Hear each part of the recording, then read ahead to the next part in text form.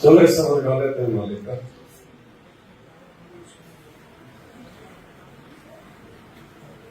बंदी छोड़ सतगुरु रामपाल जी भगवान की जय।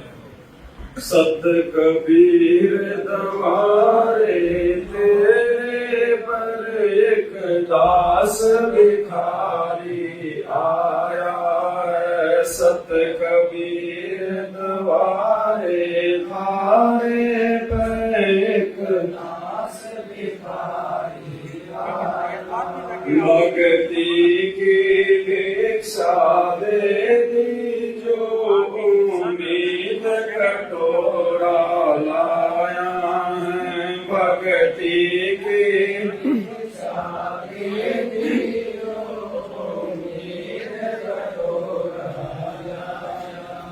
तज नरसी वाले खाट नहीं मैं धन्ना जैसा जाट नहीं।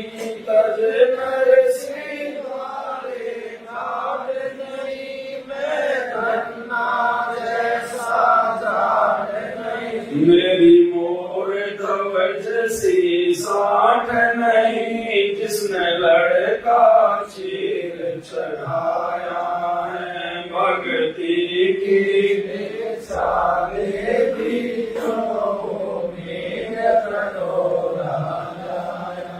सत कबीर दवारे थारे पर एक दास भिखारी आया है। भक्ति की भिक्षा देती जो उम्मीद कटोरा लाया। अब देखो क्या कह रहे हैं परमात्मा।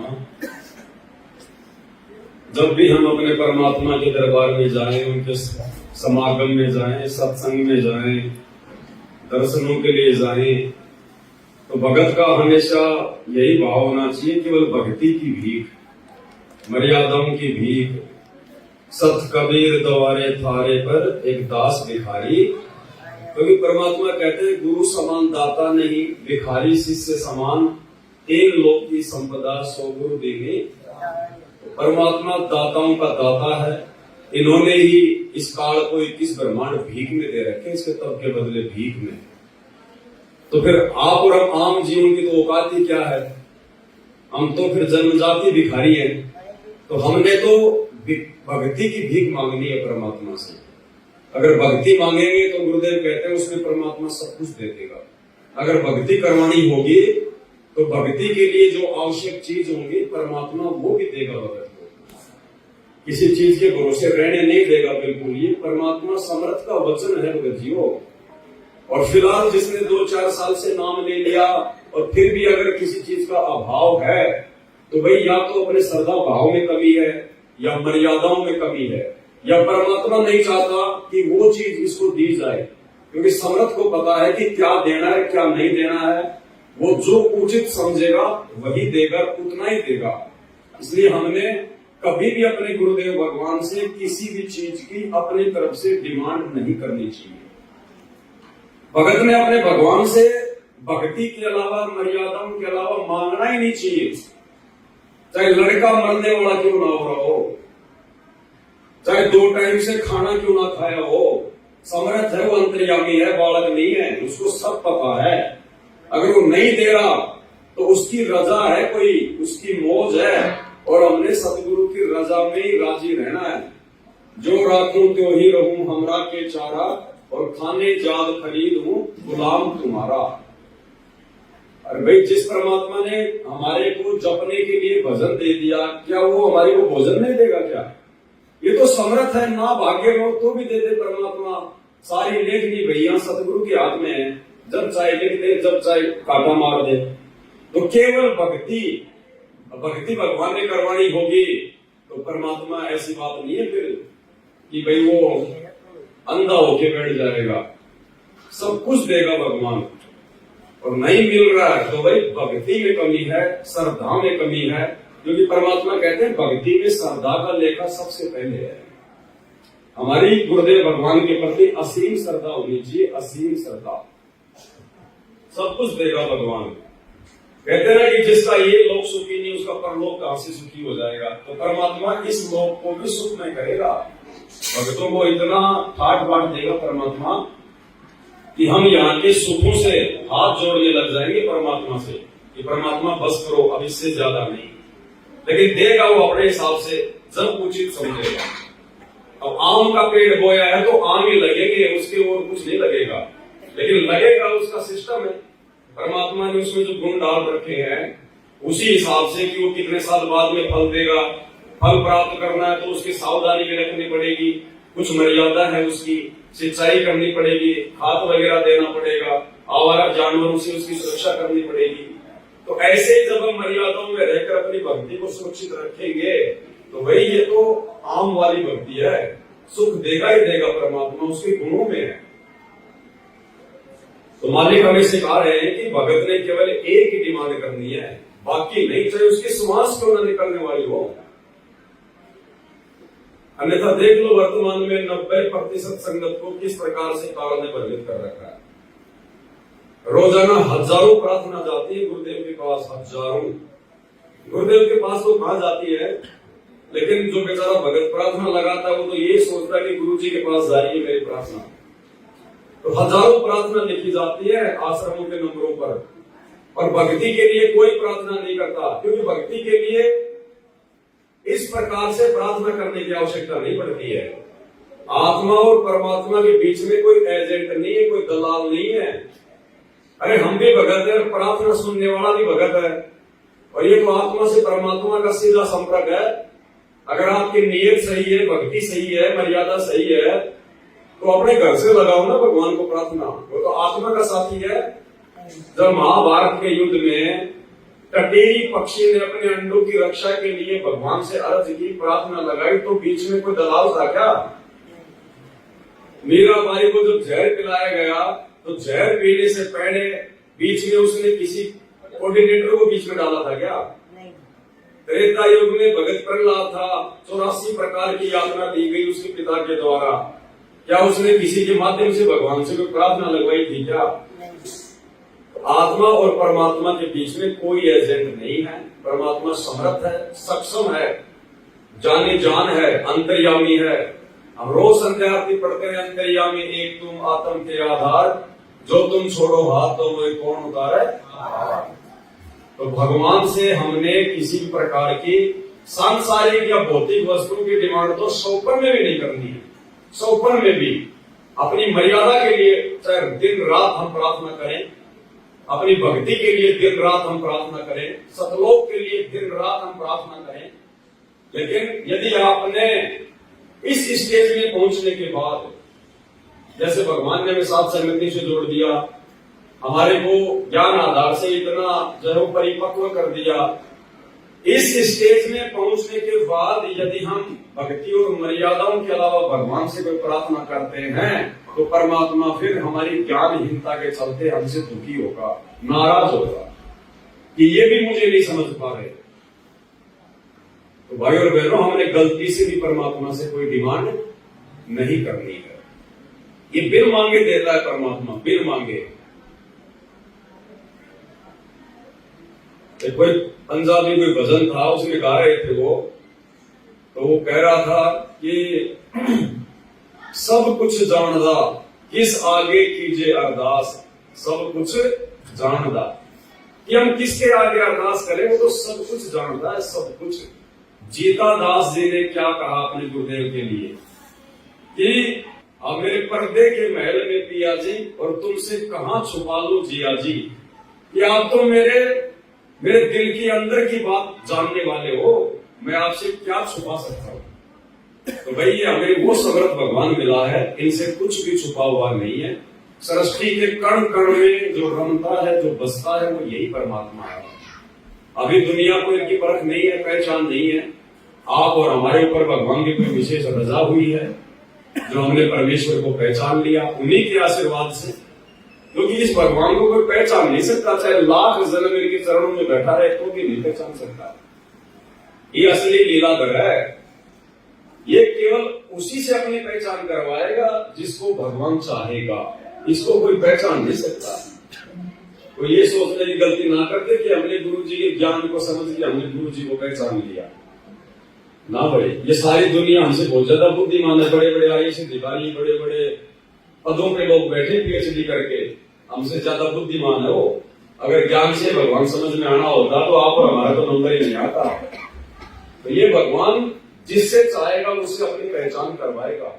तो आप और हमारा कितना सौभाग्य है, अरबों खरबों की जनसंख्या है देश दुनिया में, और देखो कितनी आत्माएं जो भगवान को पहचान पाई है। उनकी शरण में आने के बाद भी उनके 90% भगत आज उनको नहीं पहचान पा रहे। समर्थ के धरती पर प्रकट रहते सहते कागज के टुकड़े को, दाढ़ी मूछ वाली फोटो को परमात्मा मान के, और जून के महीने में उनका प्रकट दिवस मना रही है। इससे बड़ी मूर्खता और क्या होगी तत्वदर्शी संत की शरण में आने के बाद।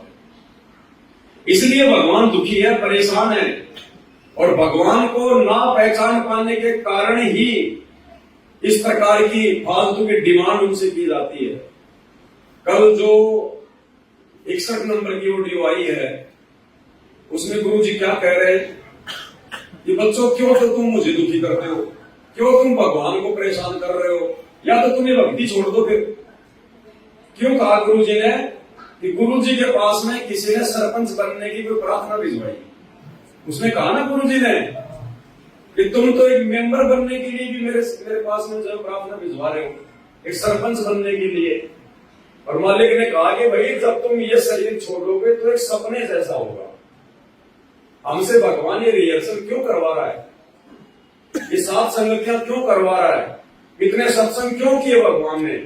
अरे नाम तो जो मुक्ति है वो तो भगवान ने बताया कि नाम से होगी। तो नाम परमात्मा दे देते सबको कि भैया जाओ अपने घर पर, ये नाम जब मुक्ति हो जाएगी। लेकिन नाम पर टिकने के लिए ज्ञान जरूरी है। तो भगवान कह रहे हैं कि सपने जैसा खेल होगा। जब तुम त्रिकुटी पर जाओगे, जहां तुम्हारी फाइनल परीक्षा होगी, तुम्हें ये नहीं पता चलेगा कि मैं त्रिकुटी पे आ गया। अन्यथा फिर हर कोई सावधान हो जाएगा वहां। तो ऐसा ही लगेगा जैसे सात संगति में बैठे हैं, कई समागम में बैठे हैं, कहीं कोई सत्संग में बैठे हैं, किसी आश्रम में बैठे हैं या आश्रम में जा रहे हैं, ऐसा ही लगेगा। सेम टू सेम वहां भी ऐसा का ऐसा ही माहौल है। एक्स्ट्रा हमारे दिमाग में बात नहीं आएगी कि मैं मर गया, मेरा शरीर छूट गया, मैं त्रिकुटी पे आ गया, मेरी परीक्षा है। नहीं, महसूस ही नहीं होगा। क्या पता वर्तमान में हम लोग जो है त्रिकुटी पे बैठे हैं, क्या पता वर्तमान में हम त्रिकुटी पे बैठे हैं। और ऐसे में यदि हमने गलती कर दी तो हर काम बिगड़ गया, फिर से भगवान के नीचे भटकना पड़ेगा। तो उस ऑडियो में गुरु जी कह रहे हैं कि जब तुम एक सरपंच का छोटा सा पद छोड़ने को तैयार नहीं हो, इतना ज्ञान लेने के बाद में, तो जब तुम त्रिकुटी पर जाओगे और वहां पर तुम्हारे को देवताओं के पद का लालच दिया जाएगा, तुम उसको कैसे छोड़ोगे? छोड़ ही नहीं पाओगे तुम, और तुम फंस जाओगे काल के जाल में।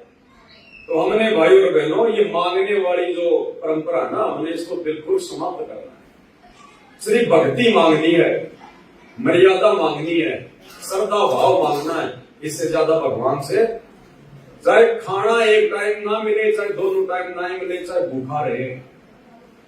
धर्मदास जी 7 दिन तक भूखे रहे थे, पता है ना? 7 दिन तक। जब तीसरी बार परमात्मा ने उनको झटका दिया तो 7 दिन तक धर्मदास जी भूखे रहे थे कि परमात्मा अगर नहीं मिलोगे तो मैं अपने जो है प्राणी त्याग दूंगा। उस समय तक उन्होंने नाम दीक्षा भी नहीं ली थी, और परमात्मा को फिर आना पड़ा उसके भाव देखकर कि वास्तव में अगर मैं नहीं गया तो ये मर जाएगा, लेकिन भोजन नहीं खाएगा। तो परमात्मा हमारा समर्थ भगत जी, हमने कोई डिमांड करने की आवश्यकता नहीं है। पहले से ही गुरु जी को बहुत ज्यादा दुखी कर रखा है। हमारे जो बड़े बड़े जो भाई बहन हैं जो आश्रमों से जुड़े हुए हैं, अन्यथा पूरी सृष्टि का मालिक इतना समर्थ भगवान, और रो रो के अभी सत्संग कर रहा है। हिसार जेल में बैठ के भी उनको चैन नहीं है, वहां से भी रो रो के सत्संग कर रहा है। अभी गुरु को दुखी करना ही तो है कि गुरु ने मजबूरन सार्वजनिक तौर पर ये बातें बोलनी पड़ रही है कि क्यों तो तुम मुझे दुखी कर रहे हो, क्यों तुम भगवान को परेशान कर रहे हो। तो कितना दुखी होगा परमात्मा, सोचिए। और कहते हैं जिन बातों से गुरु दुख पावे उन बातों को दूर बहावे। अरे वो तो महान नालायक, महान नीच भगत है जिसकी करने के चलते उसका गुरु दुखी हो। माँ बाप को दुखी करते हैं वो चल जाएगा, माफी है। सतगुरु को जिसने दुखी कर दिया अपने कुकर्मों से, वो यहां से फिर पार होने के लक्षण नहीं उस आत्मा के, चाहे कितनी भक्ति क्यों नहीं करे। तो हमने अपने भगवान से केवल एक ही प्रार्थना करनी है, भक्ति की। कोई प्रार्थना नहीं करनी, चाहे कितना दुख, कितना संकट, कितनी परेशानी क्यों ना आती दिखाई दे। जैसे भगत है, मेंबर बना दिया और मेंबर बन गया, खाक भक्ति कर रहा, सरपंच ही उठा दिया, वो उठ गया। तो जाना कहा है तुम ये उड़ जाओगे, तो ऐसे वहां जाओगे त्रिकुटी पे, तो ये लालच वहां भी होंगे। तेरी इतनी भक्ति है वहां पर, वहां ये बना दियो, जाओगे वहां बढ़ जाओगे, चलो वहां ले चलते हैं। तो जब मैं तैयार हो जाएगा, जब यहाँ सरपंच बनना तैयार है, तो देवता बनना क्या दिक्कत आओगी इसका। इसलिए दास कहता है सुधर जाओ, क्यों तुम मुझे परेशान कर रहे हो, क्यों तुम भगवान ने दुखी कर रहे हो। इसलिए दास कहता है सुधर जाओ, क्यों तुम मुझे परेशान कर रहे हो, क्यों तुम भगवान ने दुखी कर रहे हो। इसलिए दास कहता है सुधर जाओ, क्यों तुम मुझे परेशान कर रहे हो, क्यों तुम भगवान ने दुखी कर रहे हो। अपने कर्म फोड़ने तो फोड़ लो, नाम मना लो, फिर इससे अच्छा तो इस स्कूल छोड़ दो, हमारा भी तो रिजल्ट खराब करो। ऐसे लोगों आंख खोल लो। अब कितना बताया था, 3 लोग का राज, जय कोई जीव को कोई दे, लाख बधाई क्या करे जब नहीं नाम तक। वो कर्म करने से भक्ति नहीं रहेगी, भक्ति छूट के नियम बना दिया, फिर चाटोगे इस राज ने, कल कुत्ते बन के ये धक्के खाओगे, ये लोग जूते मारेंगे जो तुम सरपंच सरपंच करते फिरे। अपनी भक्ति करो, ये काम करनी है, काल के लोग बहुत हैं वो आप करे जाएंगे। भक्ति की भिक्षा दे दीजिए उम्मीद कटोरा। अब देखो परमात्मा कहते हैं तजे नरसी वाले ठाट नहीं, और मैं धन्ना जैसा जाट नहीं। अब आप और हमारी क्या औकात है, वर्तमान में परमात्मा बता रहे हैं अपने ऊपर उदाहरण देकर कि हम तो उतने बड़े सेठ भी नहीं, हमारे तो उतने ठाट बाट भी नहीं है जितने नरसी भगत के थे। और उसने भी परमात्मा प्राप्ति के लिए अपनी 56 करोड़ की संपत्ति को ठोकर मार दी। और हम लोग वर्तमान में सच्चा भगवान मिल गया, सच्ची भक्ति मिल गई, मोक्ष का मार्ग मिल गया, और उसके बाद भी दिन रात जोड़ने में लगे हुए, और उसने लुटा दिया। तो कितना अंतर है, उसने लुटाया फिर भी वो पार नहीं हो पाया, और हम लोग जोड़ जोड़ के धर रहे हैं। तो हमारी क्या उम्मीद है भाई। तो ये उदाहरण क्यों दे रहे भगवान। परमात्मा कह रहे हैं घर में एक्स्ट्रा हमने नहीं रखना। आपके पास चाहे अरबों की संपत्ति है, चाहे करोड़ों की संपत्ति है, देखो जमीन की, मकान की, इन चीजों की बात अलग है। अगर आपके बाप दादाओं की आपको जमीन वगैरह अगर विरासत में मिली है, बहुत बड़ा कोई मकान आपको विरासत में मिला है, तो कोई दिक्कत नहीं, वो आपके भाग्य का है, संस्कार का, अपना यूज करो। लेकिन परमात्मा कहते हैं भगत ने घर में दाम एक्स्ट्रा नहीं रखना चाहिए, पैसा एक्स्ट्रा नहीं रखना चाहिए। पहली बात तो भगत को इतनी समझ आ जानी चाहिए इस भक्ति के बाद में कि मैंने तो अपना आत्म कल्याण करवाना है। और यात्री जब यात्रा पे चलता है तो जितना थोड़ा सामान होगा उतनी लंबी यात्रा करेगा। तो आध्यात्मिक जीवन में ये धन, ये संपत्ति, फालतू का प्यार, मोह, ममता, ये हमारे ऊपर क्या है, वजन।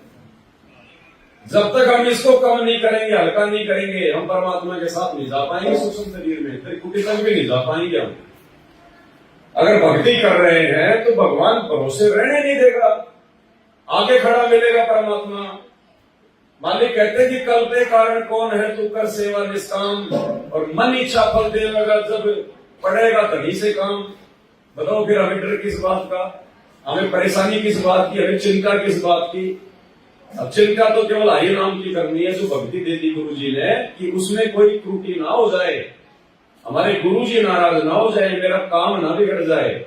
चिंता तो केवल इस बात की करनी चाहिए, परमात्मा कहते हैं।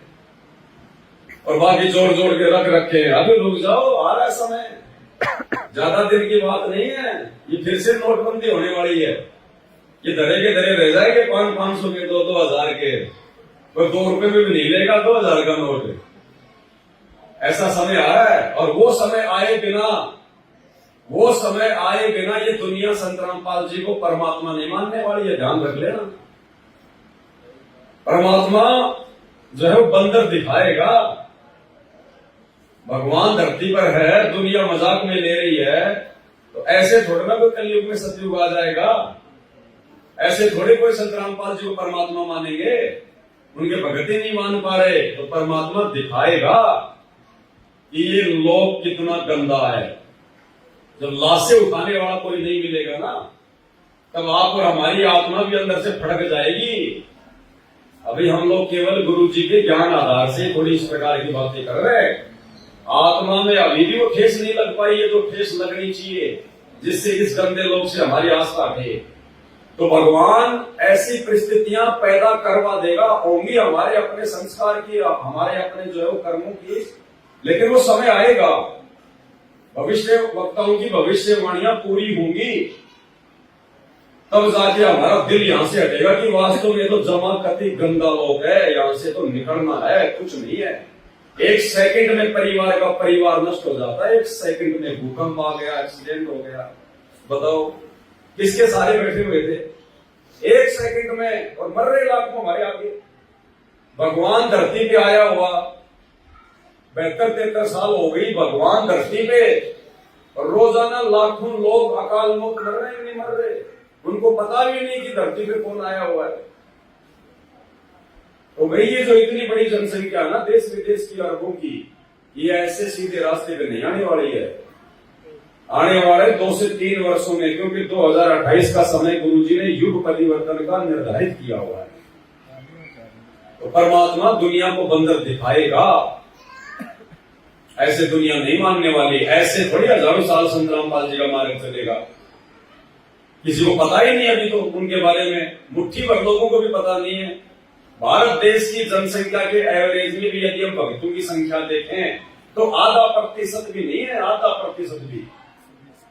और भगवान ने थोड़े से समय में पूरी दुनिया में अपने ज्ञान का, अपने नाम का डंका बजवाना, तो ऐसे थोड़ी बजेगा कि गुरुजी जेल में बैठे हैं, मैनेजमेंट अपनी मनमानी कर रहा है, संगत आंख बंद करके चल रही है, हम लोग जो है डर डर के अपनी भक्ति कर रहे हैं, तो ऐसे थोड़ी चलेगा मामला। तो अचानक से ऐसी परिस्थितियां पलटेगी, किसी को भनक भी नहीं। जैसे लॉकडाउन लगा, किसी को पता था क्या? अचानक से भूकंप आ जाता, लाखों लोग मर गए वहां पे तुर्की में, किसी को मालूम था क्या? तो अचानक से परिस्थितियां पलटेगी, भक्तों को भी संभलने का मौका नहीं मिलेगा। यदि समय रहते नहीं संभले तो बाद में फिर कुछ हाथ नहीं लगेगा। तो भाई अपनी भक्ति क्रियाओं को, अपनी मर्यादाओं को पहले से ठीक कर लो, दुनिया वालों से हटके अपने भगवान में लगन लगाना सीख लो पहले ही, क्योंकि बाद में दुनिया से संपर्क नहीं होगा जब परिस्थितियां बिगड़ेंगी, और ना दुनिया मदद करेगी, वो खुद ही दौड़ेगी ऊपर हाथ करके, हमारी क्या मदद करेगी। मालिक कहते हैं बंदे से बंदा मिले, छूटे कौन उपाय, कर बंदगी निर्बंदगी उपल में ले चुकाए। तो हमें तो मौका दे दिया भगवान ने समय से पहले, और ये मौका भी यदि हम चूक गए, अपनी भक्ति मर्यादाओं को ठीक से नहीं करेंगे, फिर परमात्मा कुछ नहीं करेगा। जब भगवान समझा रहा है चिल्ला चिल्ला के पिछले 30 वर्षों से इतना ज्ञान, इतने सत्संग, और फिर भी यदि हम उनकी बातों पे ध्यान नहीं देंगे, तो फिर भगवान भी बाद में हमारे ऊपर ध्यान नहीं देगा, फिर चाहे कितने रोग, कितने चिल्ला। तो आप और हमारी तो वो औकात भी नहीं है वर्तमान में जो नरसिंह भगत की थी, जो धर्मदास की थी, कि भगवान मेरे अंदर तो अभी तक ज्ञान आधार से वो चिंतन मनन भी शुरू नहीं हुआ कि मैं अपने आत्म कल्याण के लिए जो वस्तुएं भक्ति मार्ग में बात है उनका मैं त्याग कर दूं।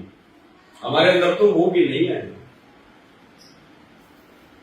मैं धन्ना जैसा जाट नहीं, धन्ना भगत जी परमात्मा कहते हैं बीज का दान करना कोई सामान्य बात नहीं है, वो परिस्थितियों पर निर्भर करता है। आज हमारे को नॉर्मल लग रहा है सुनने में, सोचो ये परिस्थिति उस समय की 400-500 साल पहले की बात है, और उस समय कोई धंधा नहीं, कोई नौकरी नहीं, केवल आदमी अपनी जमीन पे आश्रित होता था, वरना भूखा मरो। दूसरा कोई किसी को अनाज देता नहीं था, क्योंकि अनाज इतना होता ही नहीं था। और उस समय बीज को भी जो है मतलब दान कर देना, साधु संतों को खिला देना, तो कितना ज्यादा उसको विश्वास था परमात्मा पे। भाई उसने भगवान पे विश्वास करके तो साधुओं को भोजन खिलाया कि देखी जाएगी परमात्मा।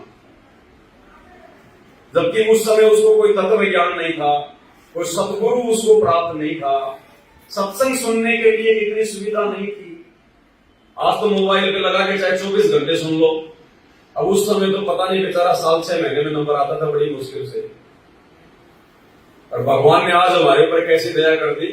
अगर ये विज्ञान आज अगर भगवान ना दे, अगर हम इतने सत्संग ना सुने, तो भाई और बहनों हम 1 महीने से ज्यादा भक्ति भी नहीं रुक सकते। 1 महीने से ज्यादा विचार करके देख लो, तुरंत हमारे अंदर मैल जमा हो जाएगा। और देख लो, भगवान ने सत्संग सुनने के लिए मोबाइल दे दिए सबके हाथ में, स्पीकर दे दिए, मेमोरी कार्ड दे दिए, टीवी चैनल पे आ रहा, यूट्यूब पे आ रहा। उसके बाद भी हम लोग भक्ति में कमजोर पड़ गए थे। गुरु जी के हजारों सत्संग होने के बावजूद, घर घर में मोबाइल होने के बावजूद, रोजाना टीवी चैनल पे आ रहा, फिर भी हम लोग ज्ञान में कमजोर पड़ गए थे। फिर अंतर्यामी ने हिसार जेल से सत्संग भेजने पड़े कि इन सत्संगों को नए सत्संग जानकर थोड़ा रुचि से सुनेंगे। तो देखो भगवान हमारे लिए किस कदर प्रयास कर रहा है। बैठे बैठे खीर खिला रहा, हम खीर भी ढंग से नहीं खा पा रहे, तो क्या बनेगी फिर हमारे साथ। तो परमात्मा जब आता है तो मौका देता है, चांस देता है, अवसर देता है। जो चूक जाएगा वो अपना जीवन सत्यानाश कर जाएगा, और थोड़ा जो सीरियस हो जाएगा वो यहां से निकल देगा। तो भगत जी परमात्मा के विधान के अनुसार चलेंगे, अपने गुरु जी को देख कर अगर चलेंगे, अरे हमारा तो स्वार्थ है भक्ति करने का। देखो ये स्वार्थियों का लोक है।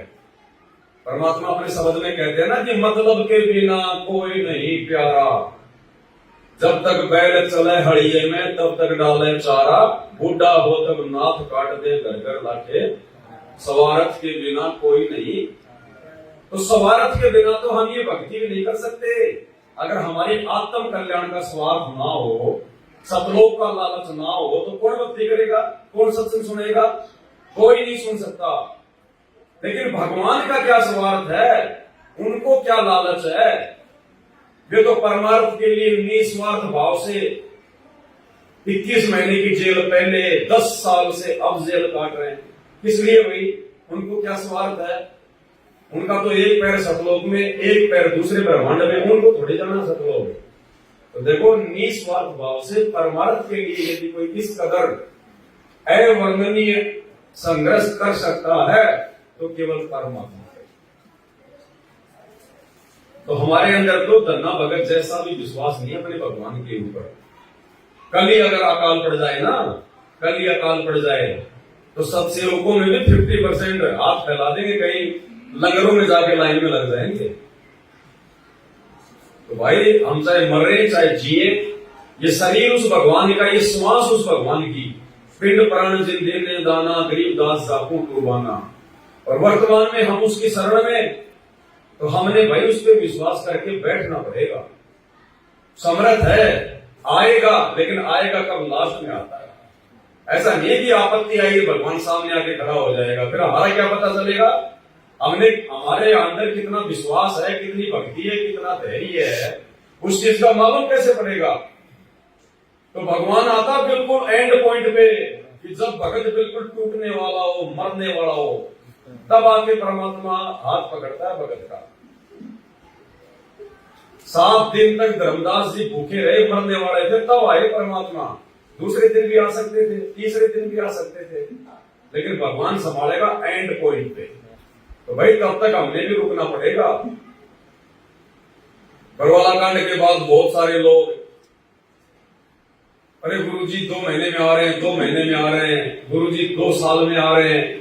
फिर लोगों ने देखा, रहे यार ये तो ड्रामेबाजी हो रही है, अभी तक तो आए ही नहीं गुरुजी, अब आगे भी क्या आएंगे, छोड़ो ना। कोई दूसरे पंथ में चला गया, कोई कहीं भग गया। और त्रेता युग में बेलड़ी 1000 साल तक उसने श्री रामचंद्र जी का जंगल में इंतजार किया था। उसके गुरु ने कह दिया था कि ऐसे ऐसे दशरथ का बेटा आएगा। 1000 साल तक उसने, क्योंकि उस समय बहुत ज्यादा लंबी उम्र हुआ करती थी त्रेता युग में, 40, 50 हजार साल। 1000 साल उसने इंतजार किया जंगल में, रोजाना फूल तोड़ के लाती, अपनी जो कुटिया थी उसको सजाती, रास्ते में फूल बिछाती और रोजाना इंतजार करती थी। अब हमारे से 10 साल का इंतजार नहीं हो रहा। अरे जब गुरुजी ने ज्ञान गंगा में 2028 समय लिख दिया युग परिवर्तन का, तो आएगा ना भगवान।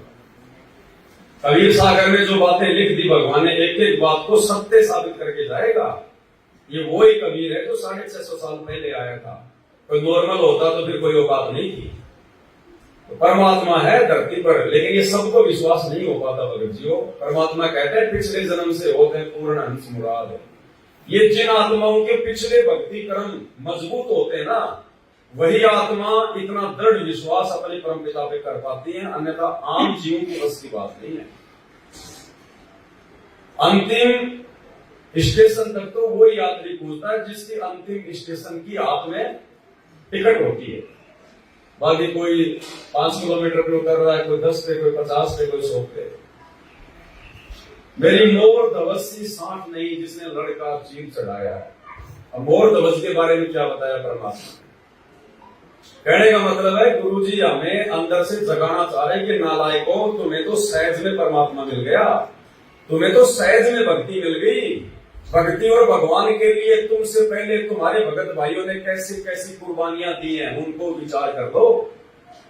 मोर ध्वज राजा था और श्री कृष्ण जी अर्जुन को लेकर गए उसके वहां पर साधु का रूप बना के, क्योंकि अर्जुन को इस बात का जो घमंड हो गया था कि श्री कृष्ण जी का मेरे से बड़ा कोई भगत नहीं है, और श्री कृष्ण तो मेरा रिश्तेदार भी है, मेरा साला भी है। उसको घमंड हो गया था। तो घमंड तोड़ने के लिए परमात्मा की प्रेरणा से श्री कृष्ण जी ने साधु रूप बनाया और अर्जुन को लेकर राजा मोर ध्वज के वहां गया और साथ में ले लिया एक शेर। अब गुरु जी ने बताया कि वो शेर वैसा वैसा शेर नहीं था, खुद कबीर परमात्मा ही शेर बने थे, अन्यथा वैसा शेर होता तो खा जाता वहां पे उसको, ताम्र ध्वज को, लोगों की भक्ति से आस्था हट जाती। तो परमात्मा खुद बड़े शेर और उनके साथ में गए। और वहां जैसे उनको पता चला कि भाई बाग में भाई कोई साधु आया, तो पहले बड़ी इज्जत हुआ करती थी साधु महात्माओं की। अभी भी देख लो 40-50 साल पहले कितनी इज्जत होती थी। गांव में कोई पंडित होता था ना, उसके बराबर गांव का सरपंच भी नहीं बैठा करता था, उसको खाट पे बैठाते थे, बाकी गांव वाले नीचे जमीन में बैठा करते थे, इतनी इज्जत थी। तो साधु महात्माओं को बहुत ज्यादा जो है हुआ करती थी उनकी इज्जत। कुछ मतलब जो है वो डरा भी करते थे कि भाई कहीं कोई शराब वराब ना दे दे। तो वहां गए, राजा रानी दोनों नंगे पैर दौड़ के आशीर्वाद लेने के लिए पहुंचे। भोजन पानी की पूछी तो बोला भैया भोजन पानी भी करेंगे, हमारे शेर के लिए भी खाने पीने की व्यवस्था करो। बोला जी अभी करवा देंगे। बोला ये वैसे किसी जानवर का मांस नहीं खाता, ये आदमी का मांस खाता है, और आदमी भी ऐसा नहीं कि तुम किसी मजदूर को पकड़ के काट दो, तुम्हारे ही जो है परिवार का कोई व्यक्ति होना चाहिए, या तो राजा या रानी या उसका बेटा। अब देखो श्री कृष्ण जी ने ये कह दिया था कि आज जो इस शेर का भोजन बनेगा वो सीधा कहां जाएगा? स्वर्ग में जाएगा। क्योंकि आज से पहले केवल ये स्वर्ग तक का ही ज्ञान था। जैसे हम लोगों ने आज सतलोक की महिमा सुनी है ना, और सतलोक जाने के लिए हम लोग कैसे भक्ति कर रहे हैं, संघर्ष कर रहे हैं, ऐसे पहले के समय में केवल मतलब बैकुंठ से ऊपर कोई जगह नहीं थी। जो है मतलब स्वर्ग से ऊपर किसी ने कुछ भी नहीं सुन रखा था। अब उन्होंने देखा भाई ये तो बहुत अच्छी बात है, स्वर्ग में जाने के लिए तुम भक्ति कर रहे हैं, और इससे अच्छा मौका और कहां मिलेगा। तो परमात्मा ने क्या बताया? राजा मोर ध्वज ने कहा जी मैं तैयार हूं। राजा था इतने ठाट बाट थे। अब विचार करो भाई और बहनों इन बातों को। यहां कोई भगत सरपंच बन जाए और फिर कोई कह रहे गुरु जी ने मना कर रखा है सरपंच का पद छोड़ दे, वो भक्ति छोड़ देगा, सरपंच का पद नहीं छोड़ेगा। वो राजा और बोला महाराज जी मैं तैयार हूं। अब इतने में उसकी पत्नी बोली है क्या कर रहे हो जी आप? लड़का अभी छोटा है, नादान है, राजकाज संभाल नहीं पाएगा, जनता दुखी हो जाएगी। ऐसा करो जब तक बेटा जवान नहीं होता तब तक तुम राज करो, और मैं क्या करूंगी, मेरा कोई काम ही नहीं है, सारा दिन मैं तो अंदर बैठी रहती हूँ, मैं शेर की जो है खुराक बन जाती हूँ। मतलब वो अपना दाव लगा रही कि कहीं मेरा नंबर आ जाए पहले। अब इतने में वो लड़का बोल पड़ा, बोले माता पिता, बोले मेरा तो जीवन बेकार है, मतलब मेरे रहते से तेरे मेरे माँ बाप शेर का भोजन बनेंगे, मेरे लिए तो डूब के मरने की बात है। लड़का आ गया के खड़ा हो गया, बोले महाराज जी मुझे भोजन बनाओ शेर का। मतलब देखो सब खाली मतलब बैकुंठ के लिए स्वर्ग के लिए। आज हमारे अंदर है क्या कि नहीं? अब भाई और बहनों विचार करो इन बातों पे। हम तो थोड़ा बहुत भी त्याग नहीं कर पा रहे, थोड़ा बहुत भी कोई बलिदान नहीं कर पा रहे। आज अगर सतलोक के लिए गुरु जी अगर ये शर्त रख दें तो बाढ़ में जाए, गुरु जी बाढ़ में जाए सतलोक, अगले जन्म में देखेंगे बेटा। सभी की तो स्थिति नहीं है, लेकिन ज्यादातर। तो अंत में उन्होंने कहा कि भाई ठीक है, राजा रानी दोनों अपने बेटे का सिर काटो, आरे से 2 फांक करो इसकी, और एक शर्त है, अगर अपने बेटे का सिर काटते समय अगर आंखों में आंसू भी आ गए राजा या रानी के या उस बेटे के, तो मेरा सिर नहीं खाएगा। तो दोनों अपने बेटे का लेके आ रहा, सिर काटने लग गए यूं ऐसे, और उसका आधा सिर कट गया। वो ताम्रध्वज भी नहीं सुस्काया। सोचो भाई और बहनों, क्या आत्मा थी वो। हम तो उनके नाखून के बराबर नहीं है, नाखून के बराबर। अब गुरुजी ने सत्संग में बताया कि एक भगत को 6 महीने हो गए नाम लिए हुए, पूरे परिवार ने नाम ले लिया। एक दिन आया गुरुजी के पास, बोले जी अच्छा नाम लिया, मार तो बोले दादी मर गई। तो गुरुजी ने कहा कि नाम लिए कितना टाइम हो गया? बोले 6 महीने। बोले दादी कितने साल की थी? बोले जी वो 70 साल की। तो बोला और क्या? बोले उसको राष्ट्रपति बनाना चाह रहे थे क्या? अरे 70 साल की उम्र, भगवान का नाम ले लिया, अगला जन्म मिल जाएगा, परमात्मा दे देगा उसको मनुष्य का। 6 महीने तुम्हें नाम लिए हुए नहीं हुए, तो बताओ दादी मरी तो भी भक्ति छोड़ दी, या हमारी तो दादी मर गई, दादी नहीं मरनी चाहिए थी। और वहां राजा रानी अपने बेटे का सिर काट दिया आधा। अब इतने में ताम्रध्वज की आंखों से आंसू आ गए। तो श्री कृष्ण ने कहा रोक दो भाई, रोक दो रोक दो, सिर नहीं खाएगा। बोले लड़का रो रहा है। तो ताम्रध्वज बोला महाराज जी मैं रो इसलिए नहीं रहा कि भाई मेरे को कोई दर्द हो रहा है या और कुछ बात है, मैं रो इसलिए रहा हूं कि मैं इतना निकम्मा हूं कि शेर मेरा आधे हिस्से का ही मांस खाएगा, आधा हिस्सा ही खाएगा मेरा। तो उसके बाद में वो प्रसन्न हुए, खुश हुए, वापस उसको ठीक कर दिया श्री कृष्ण जी ने, जो भी उसके पास आध्यात्मिक शक्ति थी। तो भाइयों और बहनों, इसी प्रकार से अब आप और हम तो उन आत्माओं के आगे कहां हैं, कहां खड़े हैं। तो हमें तो सहज में भगवान मिल गया, सहज में। और परमात्मा कहते हैं अगर सहज में कोई चीज मिल जाती है तो इंसान उसकी वैल्यू नहीं समझता, उसकी कदर नहीं करता उसकी। तो हमें तो आज गुरु जी ने जितना बता दिया उतना भी कर लेंगे तो बेड़ा पार है। और संघर्ष हम कहां कर रहे हैं? संघर्ष तो हमारे गुरु जी कर रहे हैं। अरे जेल में हम बैठे, हमारा बाप बैठा है। दुनिया की गाड़ियां हम खा रहे हैं, हमारा बाप खा रहा है। तो संघर्ष भी हमारा बाप कर रहा है, वो हमको संघर्ष भी नहीं करने दे रहा। ये आप और हमारे हिस्से की जेल काट रहे हैं गुरु जी, आप और हमारे हिस्से की। आप और हमसे भक्ति करवाने के लिए। अन्यथा यदि हम इस परमात्मा की शरण में नहीं आते या ये भगवान धरती पे नहीं होता तो हम ना जाने कितने कुकर्म जो है वो कर डालते।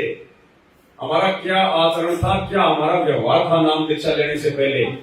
कोई शराब पीता था, कोई नशा करता था, कोई दूसरे कोई उल्टे काम करता था। आज हम लोगों ने जेल में पड़ा होना था, जेल में अपने उन कुकर्मों के कारण। तो भगवान ने वो सारे भार अपने ऊपर ले लिए। हम सबके हिस्से की जेल हमारा भगवान काट रहा है, आप और हमसे भक्ति करवाने के लिए। और हम इस चीज को भी नहीं समझ रहे, फिर भी हम लोग बकवाद में जा रहे हैं, राजनेताओं की रैलियों में धक्के खा रहे हैं, आश्रमों में और पत्थरों में पैसा बर्बाद कर रहे हैं, गुंडों के साथ मिलके जो है वो रैलियां निकाल रहे हैं, आश्रमों में हॉस्पिटल बना रहे हैं। कल को वहां पे कोई अपार्टमेंट भी बना देना रहने के लिए लोगों के लिए। तो भाई ये काल प्रेरणा है, काल बैठा है सिर पे। तो ये सौभाग्य की है थोड़ी बहुत आत्माएं साथ संगति से परमात्मा ने बचा ली है। और हम भी यदि आगे सावधान होकर नहीं चलेंगे तो बात नहीं बन पाएगी। फिर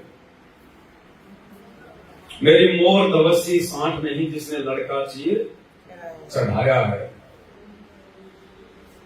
और दूसरी बात भाई और बहनों, जैसे परमात्मा हमें सेव, नेकी और सम्मान की कथा सुनाते हैं,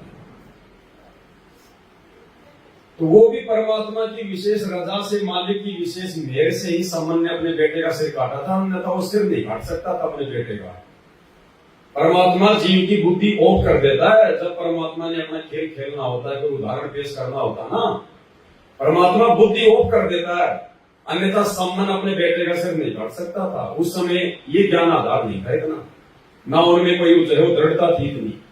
परमात्मा ने वो परिस्थितियां पैदा करी जानबूझ के आप और हमें शिक्षा देने के लिए कि अपने गुरु जी के प्रति किस कदर समर्पित होना चाहिए। गुरु से बढ़कर अपना बेटा, बेटी, धन संपदा कुछ नहीं समझना चाहिए।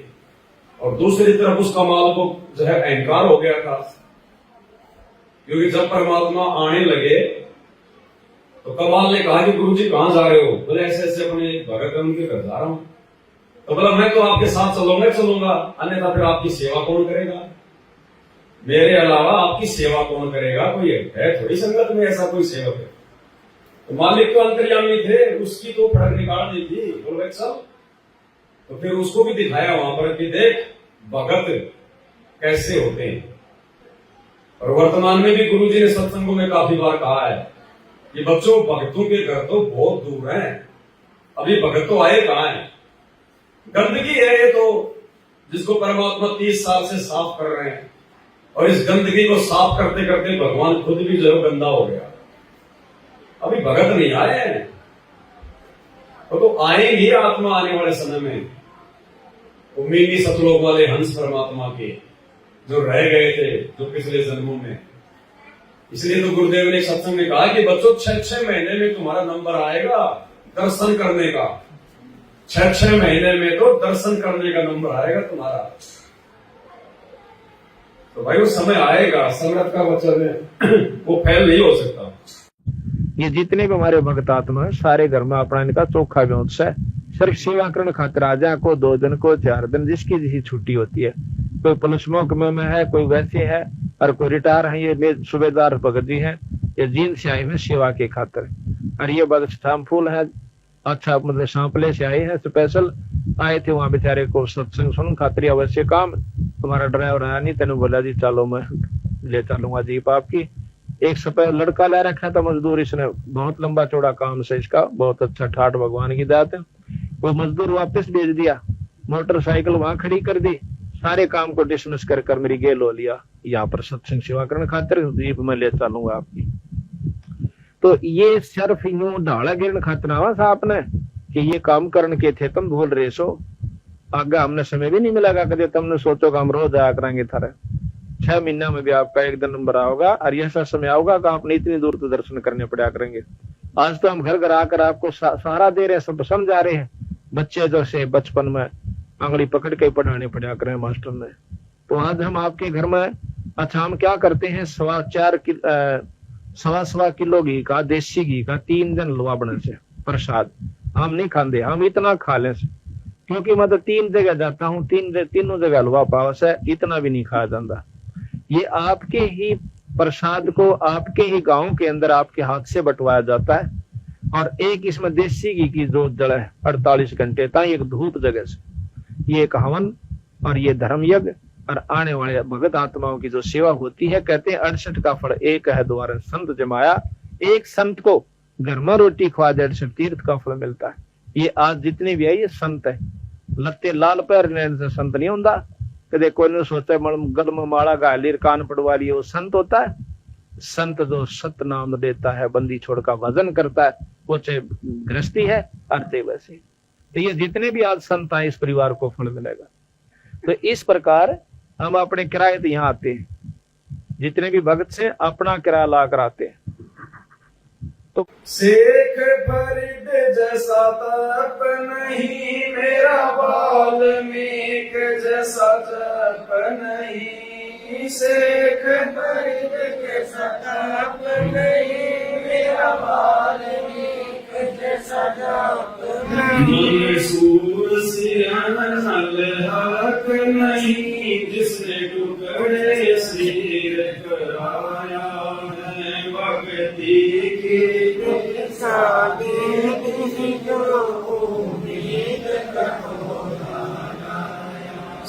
कबीर द्वारे थारे पर एक दास भिखारी आया है भक्ति की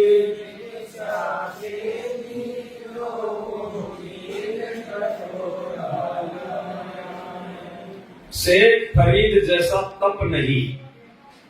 अब भाई और बहनों, तप जो है इस भक्ति में भी बताया गुरु जी ने, लेकिन इस भक्ति में वो तप नहीं है जो पहले लोग शास्त्र विधि को त्याग के जो घोर जो मनमाना जो किया करते थे तप, जैसे जंगलों में चले गए, एक पैर पे खड़े हो गए, कोई धूना लगा लिया, शेख फरीद जैसे कुएं में उल्टा उलट गया, वो तप नहीं है।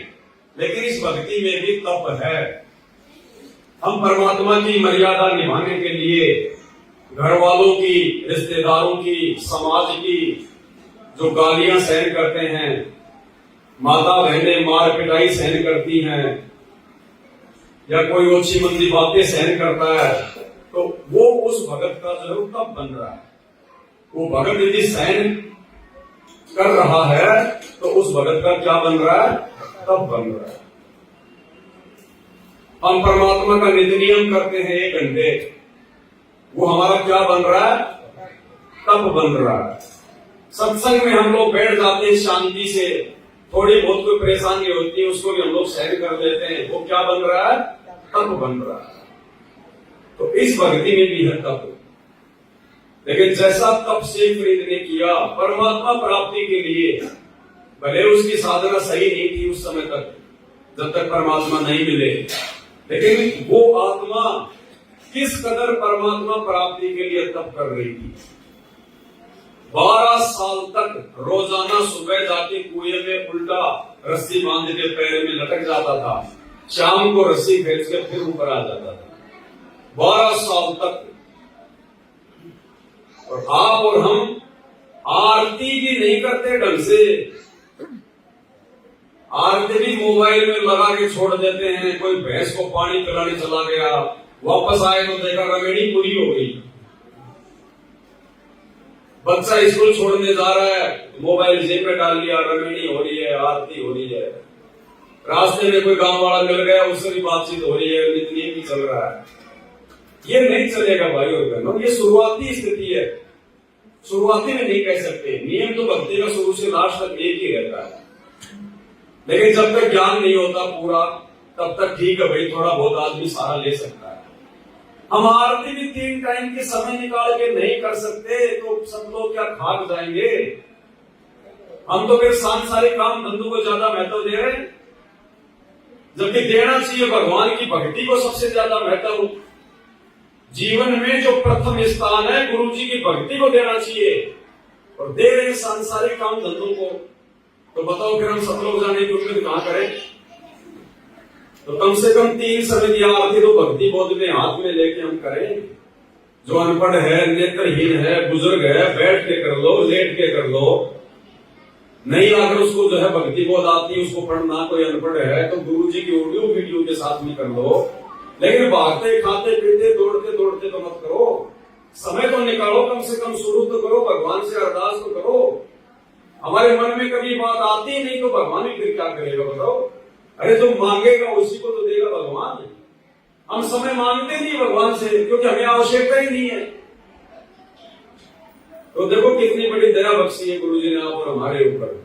सबसे पहले तो भगवान ने हमारे को ढंग से एक जगह बैठ के या खड़े होकर जैसे भी है, परमात्मा ने हमारे को आरती करना सिखाया। आरती के लिए समय दिया परमात्मा ने। मंत्र भी चलो ठीक है, हम जैसा भी कर रहे हैं, लेकिन बैठ के भी समय निकाल के भी हम करते हैं मंत्र। सत्संग भी सुनते हैं हम, भगवान का चिंतन मनन भी करते हैं। तो जब तक हम इन क्रियाओं को सही प्रकार से नहीं करेंगे तो इनका रिजल्ट भी सही नहीं आएगा। तो थोड़ा बहुत जो तप है, इस भक्ति में जो संघर्ष है, वो भी हमने करना होगा, तभी परमात्मा प्रसन्न होगा। शेख फरीद जैसा तप नहीं, मेरा वाल्मीकि जैसा जप नहीं। उल्टी साधना में महर्षि वाल्मीकि राम राम राम राम राम राम हजारों साल बीत गए, और हमारे से प्रथम मंत्र भी नहीं होता पूरा एक बार में। जबकि हमें तो असली राम का नाम मिला हुआ है। तो सोचिए वो आत्माएं क्या होंगी, हम क्या हैं। तो कहने का मतलब ये नहीं है परमात्मा का कि वाल्मीकि की जगह हम भी बैठ जाए सुबह से लेकर शाम तक अपना मंत्री जाप करते रहे, नहीं। लेकिन भगवान ने जितना आदेश दिया है कम से कम उतना तो करे शांति से, विधि विधान से, तो भी हमारी बात बन जाएगी। मंसूर सी अनल हक नहीं जिसने टुकड़े शरीर करवाया है। मंसूर अली शरीर के टुकड़े टुकड़े करवा दिए उसने, टुकड़े टुकड़े। लेकिन उसके गुरु ने, समस्त वेद ऋषि ने जो मंत्र दिया था उसने हार नहीं मानी, झुका नहीं वो मौलवियों के आगे, धर्म गुरुओं के आगे। अपने गुरु के द्वारा दिए गए मंत्र को जाप करता रहा, छोड़ा नहीं। काल ने बहुत कोशिश की, बहुत जोर लगाया, ये मंत्र जाप करना छोड़ दे। अनल हक का होता है मैं ही परमात्मा हूं, अनल हक मैं ही परमात्मा हूं। और मुसलमान धर्म में कोई ये कहते कि भाई परमात्मा साकार रूप में है तो उसको मार दिया जाता है। अब तो ऐसी बात नहीं है, उस समय की तो बहुत समझाया मुल्ला मौलवियों ने, लेकिन मंसूर नहीं माना। वो तो कुर्बान हो गया था अपने गुरुदेव भगवान पर, उसके टुकड़े टुकड़े कर दिए, लेकिन भक्ति नहीं छोड़ी। और यहाँ थोड़ा सा दबाव दे दिया सास ससुर ने, उसके पति ने 2 डंडे मार दिए, 2-4 गाड़ी निकाल दी, घर से धक्का मार दिया। दूसरे दिन हाँ जी ठीक है कोई बात नहीं, भगत जी क्या करे मजबूरी है। तो ये मजबूरी तो अगले दिन में फिर गधा बनेंगे, फिर आ जाएंगे सामने, फिर कुम्हार मारेगा लठ, वो मजबूरी खाने पड़ेंगे। तो ये व्रत तो खाने पड़ेंगे, चाहे वर्तमान में खा लो, चाहे आगे फिर चाहे वो गधा बन के खा लो। वर्तमान में खा लोगे तो हल्के में भी काम निकल जाएगा और काम भी बढ़ जाएगा, और बाद में फिर बात नहीं बढ़ेगी कोई। तो गुरुदेव भगवान हमें ये समझाना चाहते हैं कि तुम थोड़ा भक्ति की तरफ बढ़ो, थोड़ा लगन लगाओ। खुद भगवान भी भक्ति करके दिखाता हमें धरती पर आकर एक भगत बन के। नहीं, उनको भक्ति की क्या आवश्यकता है, वो तो भक्ति का दाता है। भक्ति मुक्ति के दाता सतगुरु भटकत प्राण करंदा, उस साहिब के हुक्म बिना ने करवर बात। लेकिन वो भी आप और हमारे अंदर भक्ति की आस्था जगाने के लिए हमारे जैसा भगत बन के हाथ में मंत्र कार्ड लेके, माला लेके, मंत्र जाप करके दिखाता है, ताकि हम भी करें। धुरु जैसी आस नहीं, प्रहलाद जैसा विश्वास नहीं। धुरु जैसी आस नहीं, प्रहलाद जैसा विश्वास नहीं। मेरा मीरा जैसा रास नहीं, जिसने रोर नाच रिझाया है। भक्ति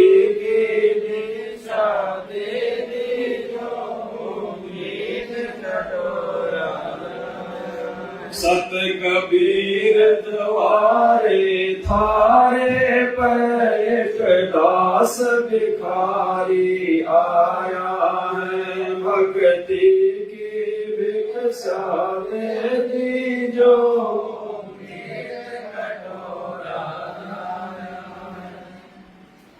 ध्रुव जैसी आस नहीं और प्रहलाद जैसा विश्वास नहीं। ये परमात्मा, हम तो इस कलयुग में निकृष्ट जीव हैं। हमारे अंदर तो आपसे इतना ज्ञान लेने के बाद, सच्ची भक्ति लेने के बाद भी ध्रुव जैसी आस भी नहीं है, उम्मीद भी नहीं है भगवान प्राप्ति की। हम लग जरूर रहे हैं, लेकिन अंदर से अभी भी वो कसक नहीं है। जबकि ध्रुव 5-6 साल की उम्र बताई परमात्मा ने, और जैसा भी ज्ञान था उस समय लोकवेद के अनुसार जंगल में चला गया। लोगों ने ये कह रखा कि भगवान जंगल में जाने से मिलेगा, तपस्या करने से मिलेगा, गुफाओं में जाने से मिलेगा। तो जैसा उस समय भगवान की प्राप्ति का जो भी उल्टा सीधा मार्ग था, उसने तुरंत पकड़ लिया और जंगल में चला गया। रास्ते में परमात्मा ने दया बख्शी उसके भाव देख के, क्योंकि मालिक अंतर्यामी है। अगर गुरु के अंदर अगर वो कसक नहीं होती, परमात्मा नहीं मिलता उसको, वो धक्के खाता फिर जंगल में। सामने से परमात्मा आ गए नारद जी का रूप बढ़ा के, बोले बेटा कहां जा रहा है? बोलो जी भगवान के लिए जा रहा हूं, भगवान पाऊंगा। बोल कहां? जंगल में। बोलो जंगल में थोड़ी मिलता है, बोलो जी और कैसे मिलता है? बोलो गुरु बनाना पड़ता है। तो उसी समय गुरु, उसके पिछले संस्कार थे, तुरंत परमात्मा के चरणों में गिर गया कि जी आपसे बढ़िया गुरु कहां मिलेगा फिर। और परमात्मा ने उसको मंत्र दिया और 6 महीने के अंदर अंदर उसने परमात्मा प्राप्ति कर दी। विष्णु का ध्यान लगा के विष्णु रूप में परमात्मा आ गए। बोले मांग बेटा क्या मांगता है? बोले जी मेरे को राज दे दो। परमात्मा ने कहा रे नालायक, अरे ये तो मैं तेरे को वैसे ही दे देता, मांगने वाली चीज मांगनी चाहिए थी तेरे को। भक्ति मांगता, कोई वैकुंठ मांगता, मुक्ति मांगता, ये तो मैं तेरे को वैसे ही दे देता। लेकिन उसने तो राज्य के लिए तो सिस्टम शुरू किया था। तो कहते हैं राज्य प्राप्ति के लिए भी गुरु ने जिस लगन से भगवान की प्राप्ति करी, भगवान में ध्यान लगाया, कसक लगाई, आज आप और हमारे अंदर तो सतलोक के लिए भी वो कसक नहीं है उसके जितनी भी।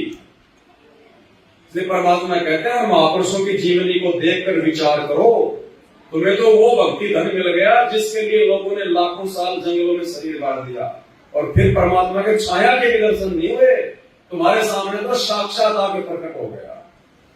तो भाई और बहनों, भक्ति को प्राथमिकता हमने अंत तक देनी पड़ेगी। धोरू जैसी आस नहीं, प्रहलाद जैसा विश्वास नहीं। प्रहलाद भगत के जैसा विश्वास चाहिए परमात्मा की प्राप्ति के लिए, जिसके विश्वास को देखकर भगवान को भी नरसिंह रूप धारण करके आना पड़ा। 84 बार भगत प्रहलाद को घोर यातनाएं दी गई उसके बाप के द्वारा, हिरण्यकशिपु के द्वारा। कभी ऊंचे पहाड़ से नीचे फेंक दिया, नीचे परमात्मा ने फूलों की सेज बिछा दी, जंगल में बियाबान में सर्पों के बीच में डाल दिया। उसको प्रहलाद को जब होश आया तो देखा सांप, बहुत सारे सांप फण से उसके ऊपर छाया करके खड़े हैं, उसके चेहरे के ऊपर छाया कर रखे हैं सांप। और भी ना जाने कैसी कैसी यातनाएं दी, होलिका के माध्यम से आग में जलाने का प्रयास किया, लेकिन उस प्रहलाद ने अपना विश्वास नहीं तोड़ा अपने परमात्मा से। और यही बात भगवान कहते हैं कि अगर भक्ति सफल करनी है तो भक्ति चाहे थोड़ी कर लो, सबसे पहले मर्यादा और विश्वास। कह कबीर सुनो भाई साधो मैं तो हूं, विश्वास जरूरी है। अगर विश्वास डगमगा गया, मन में यदि कोई कच्चापन आ गया तो भक्ति चाहे हम फिर कितनी कर लें, परमात्मा फिर साथी नहीं होगा। ठीक है, जैसा करेंगे वैसा देगा भगवान। साहेब भगना राक्षी जब मांगो तब दे, लेकिन हमारा जो मेन जो काम है मोक्ष वाला वो अधूरा रह जाएगा। तो हमें विश्वास भी करना पड़ेगा आज हमारे गुरु जी के ऊपर। और विश्वास ना करने के लिए कोई जगह छोड़ी नहीं गुरु जी ने। ऐसी कौन सी वो बात है, कौन सा वो प्रमाण है जो परमात्मा ने हमारे सामने ना रखा हो। जो मंत्र दे दिए, मंत्रों को उन्होंने साबित कर दिया, महापुरुषों की जीवनी से, उनकी पुस्तकों से साबित कर दिया कि भाई देखो ये लिखे हुए हैं और इन्होंने भी यही मंत्र जाप किए, वो गवाही दे रहे हैं। गीता में दिखा दिया, वेदों में दिखा दिया, दूसरे धर्मों की धर्म पुस्तकों में दिखा दिया। और उसके बाद जो भगवान के जो गुण होते हैं, उनके शरण में आने के बाद में जो सुख मिलते हैं, वो सुख दे दिए गुरु जी ने, जो लाख जन्म में भी हम लोग नहीं प्राप्त कर सकते थे। हमारे दादे परदादा खेतों में हल चलाते चलाते मर गए, पूरी जिंदगी एक जोड़ी कपड़ा और एक जूती। और आज भगवान ने देखो कैसे अपने भक्तों को हाथों पे रखा हुआ है। ये दुनिया आज जितनी सुख सुविधाओं में जी रही है ना, भौतिक सुख सुविधाओं में, ये परमात्मा के कारण है। सतगुरु रामपाल जी भगवान के कारण है, धरती पर उनकी उपस्थिति के कारण है जो इतने सुख दुनिया भोग रही है। गुरु जी कहते हैं जब जो किसान होता ना, किसान जब खेत के अंदर बीज को डालता ना खाद, तो जो खरपतवार होती है ना वो भी फसल के साथ साथ में उगती है। उस खाद का फायदा वो खरपतवार जो है बराबर उठाती है और फसल से भी अच्छी तरीके से वो तरोताजा होती है, फसल से भी ज्यादा। तो इसी प्रकार भगवान आया अपने भक्तों के लिए, भगवान भक्ति दे रहा है, धार्मिक मतलब यज्ञ करवा रहा है। हम अपने घरों में जो 500 यज्ञ कर रहे हैं, इसका फायदा आड़ोसी पड़ोसियों तक को मिलता है, पूरे ब्रह्मांड को मिलता है।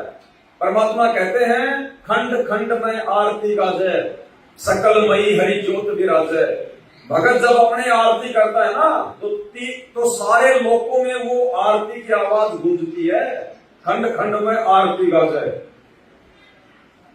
हमारी आरती की आवाज ऊपर के लोगों में गूंजती है मीठी मीठी, और वो देवता लोग भी ऊपर के वो भी ये सोचते हैं कि भाई धन्य है भाई ये आत्माएं जो इस समय धरती पर जिनको मानव जन्म प्राप्त है, जो परमात्मा आया हुआ धरती पे। और सकलमयी हरि ज्योत विराजे, उस परमात्मा की जो ज्योति है, जो उसका नूर है, जो उसकी शक्ति है, सर्व जो है वो ब्रह्मांड में व्याप्त है। तो आप और हमारे को तो प्रहलाद जितना भी विश्वास वर्तमान में हो नहीं पा रहा, इतने सारे सबूत, ये प्रमाण और इतने सारे सुख प्राप्त करने के बावजूद। तो परमात्मा चाहते हैं कि आप लोगों को विश्वास कर लेना चाहिए। अगर जरा भी मन में कच्चापन आ गया किसी भी कारण से, तो भाई फिर बात बिगड़ जाएगी हमारी। काल तो कोशिश करेगा भक्ति छुड़वाने की। आपने दीक्षा ले ली, परिवार में बाकी लोगों ने दीक्षा ले ली, तो वो तो काल का अड्डा है। उनके माध्यम से काल हर प्रकार से आपको दुखी करवाएगा, टॉर्चर करवाएगा, परेशान करवाएगा।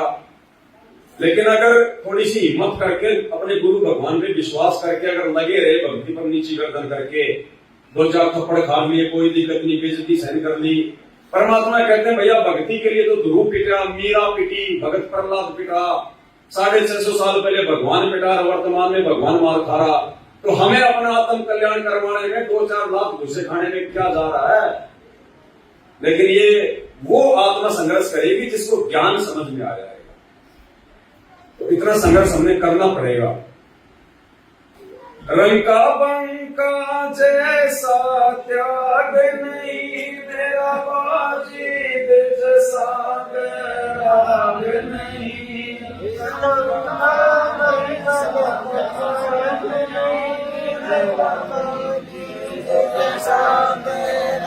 मेरा कर्मा जैसा भाग नहीं, जिसका आन के चढ़ा खाया है भक्ति की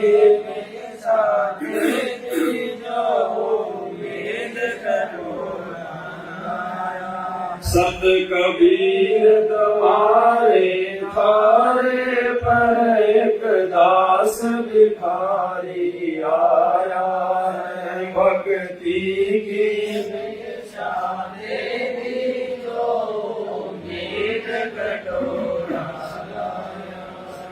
रंका बंका जैसा त्याग नहीं, मेरा बाजीद जैसा बैराग नहीं। रंका बंका 13वीं शताब्दी की बात है, जब नामदेव जी हुए थे, आज इतना ही है।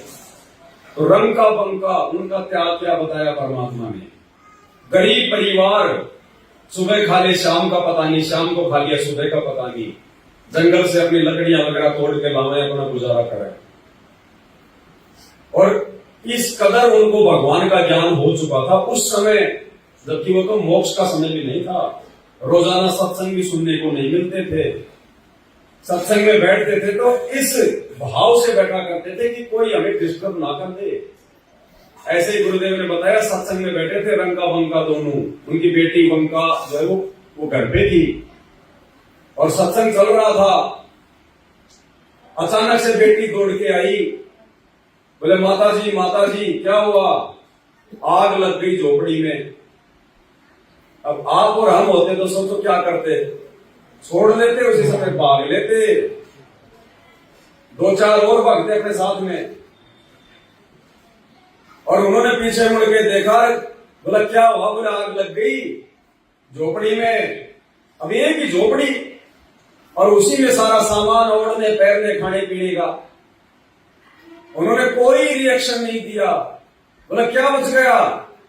बोला बाहर में जिस खाट पे बैठी थी वो बची है। बोले उसको भी डाल के आएगा, ना रहेगा बांस ना बजेगी बांसुरी। अगर वो खाट नहीं बचती तो कम से कम तू दौड़ के तो नहीं आती, सत्संग में हमारे को डिस्टर्ब तो नहीं करती। बोले बाहर में जाओ, उस खाट को भी डाल दे और आजा तू भी बैठ के सत्संग सुन ले। अब वो बेटी भी तो उन्हीं की थी, जाके खाट को भी डाल के आ गई, आगे सत्संग में बैठ गई। सत्संग पूरा हो गया। अब देखो विचार करने की बात है भाई और बहनों, ये हकीकत बातें हैं। गुरुजी हमें कोई हमारा मन बहलाने के लिए नहीं बताई।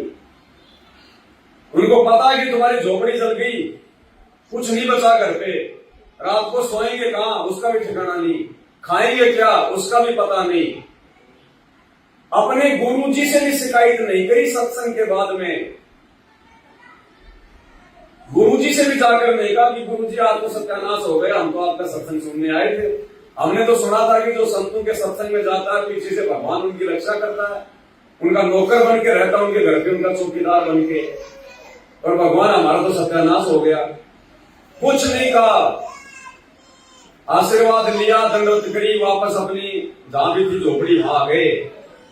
और गुरुजी ने बताया, मुक्ति बोध में लिखा हुआ है, वापस आकर और झोपड़ी के आगे जो पेड़ था उस पेड़ की छाया में बैठ गए और नीचे बैठकर तीनों परमात्मा की ही चर्चा करने लगे कि आज तो गुरुजी ने बड़ा जबरदस्त सत्संग सुनाया। अरे आज तो गुरुजी ने वो कथा सुनाई, भाई वास्तव में हम तो क्या भगत है, झोपड़ी जल गई, राख हो गई, उसकी चिंता नहीं, कोई बात ही नहीं करी। और सत्संग की बातें करते करते रात्रि हो गई, ना भोजन पानी कुछ नहीं, और वही पेड़ के नीचे वही सो गए तीनों। इतना विश्वास अपने गुरु पर, एक सोचने की बात है भाई और बहनों। आप और हमारे अंदर किसी में वो गुण नहीं है, किसी में नहीं है। सुबह उठे तो देखा वहां पर एक की बजाय दो झोपड़ी बनी हुई है, नई कचाकच, जैसे अभी बना के गया कोई, दो झोपड़ी। और फिर हमें गुरुजी क्या समझाना चाह रहे हैं, देखा झोपड़ी बनी हुई है, सारा सामान भरा हुआ है, राख का कोई नामो निशान नहीं, जली एक और झोपड़ी बनी दो। और आकाशवाणी हुई कि बच्चों ये झोपड़ी मैंने तुम्हारे लिए बनाई है, जाओ तुम इसके अंदर प्रवेश करो। लेकिन वो आकाशवाणी की आवाज उनके गुरुजी की नहीं थी, इसलिए उन्होंने आकाशवाणी पर यानी भगवान की आवाज में विश्वास नहीं किया और वापस तीनों आश्रम में गए गुरुजी के पास और सारी बात बताई कि गुरुजी ऐसी ऐसी बात है, ऐसे ऐसे झोपड़ी बन गई और आकाशवाणी हुई भगवान की।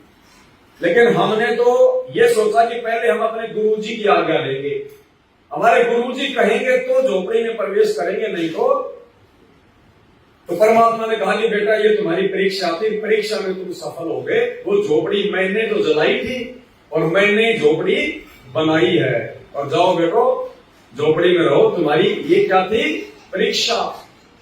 अगर उनमें जरा भी कच्चापन आ जाता, गुरुजी को जरा भी दोष दे देते या उस चिंता में यदि भक्ति छोड़ देते, आज गुरुजी में क्या कहते हैं, अगर परिवार में कोई मर भी जाए तो अपने दैनिक जो भक्ति क्रिया, नित्य नियम करना, दीपक जलाना, सत्संग सुनना, मंत्र जाप करना, ये भक्तों ने नहीं छोड़ना है।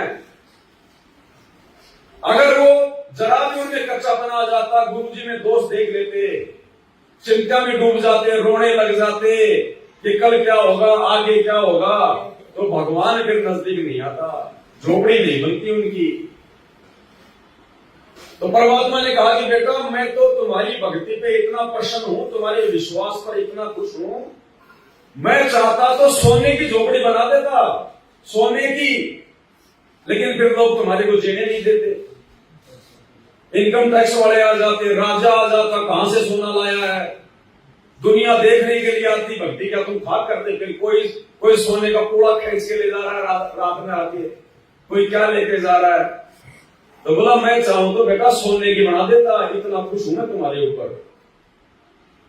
तो भाई और बहनों, इतना विश्वास रंग और बंका की तरह हमने अंत में करना पड़ेगा।